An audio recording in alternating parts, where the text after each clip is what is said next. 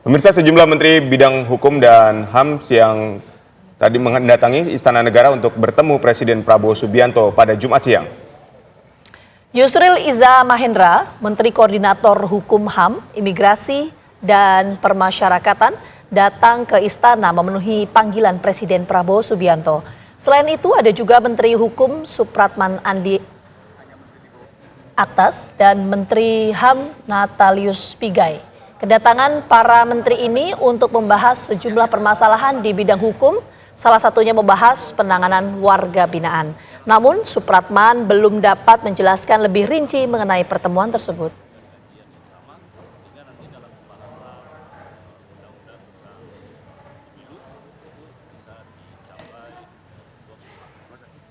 Pemirsa, sejumlah menteri bidang hukum dan HAM hari ini mendatangi Istana Negara untuk bertemu Presiden Prabowo Subianto. Lalu apa saja yang dibahas? Kita terhubung dengan reporter TV One Yohanes Leonardo. Bagaimana kemudian pertemuan antara Prabowo dan juga sejumlah menteri bidang hukum ini? Apa hasil pertemuannya, Ardo? Ya, Vita, Aditya, dan juga pemirsa, seperti berita yang baru saja Anda bacakan di studio, memang benar bahwa pertemuan tadi berlangsung siang hari tadi sekitar dengan kedatangan ketiga menteri secara bergiliran.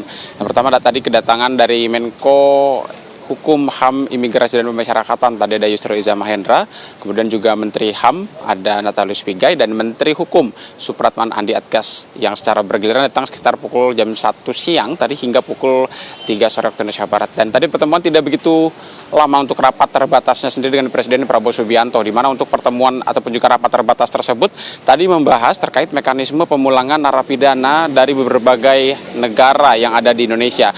Yang tadi disampaikan dalam konferensi pers pasca pertemuan ataupun juga pasca rapat terbatas tersebut disampaikan oleh Supratman Andi Aktas, Menteri Hukum, yang menyampaikan bahwa pertemuannya dengan Prabowo tadi juga kemudian mendalami mekanisme spesifik, kemudian apa saja kriteria daripada narapidana yang akan dikembalikan, kemudian juga syarat-syarat, berkas-berkas administratif, serta komunikasi-komunikasi dengan negara-negara terkait akan dilakukan dan akan dipercepat untuk kemudian mewujudkan pemulangan narapidana yang sebelumnya sudah disinggung oleh Presiden ke-8 Republik Indonesia Prabowo Subianto. Dan yang menarik tadi dalam hitungan awal dari Menteri Hukum sendiri, memang tadi menyampaikan ada sekitar kurang lebih 44.000 dari catatan awal. Namun angka ini masih dinamis karena bisa berkurang maupun bertambah tergantung dengan proses mekanisme yang berlangsung nantinya terkait pemulangan narapidana dari berbagai negara, dan dari Prancis maupun juga Australia, termasuk juga narapidana Bali 9 atau narapidana yang berasal dari Australia yang sudah di penjara di Indonesia sejak tahun 2010 lalu. Dan kemudian juga Vita dan juga Aditya, selain tadi membahas 3 hal tersebut terkait dengan pemulangan narapidana, tadi juga rapat terbatas antara Kemenko Imigrasi, Hukum, HAM, dan Pemasyarakatan tersebut juga membahas terkait amnesti, di mana tadi juga sempat disinggung oleh Menteri Hukum, yakni adalah Supratman Andi Aktas, bahwa untuk amnesti sendiri tadi juga sudah dibahas dan juga dalam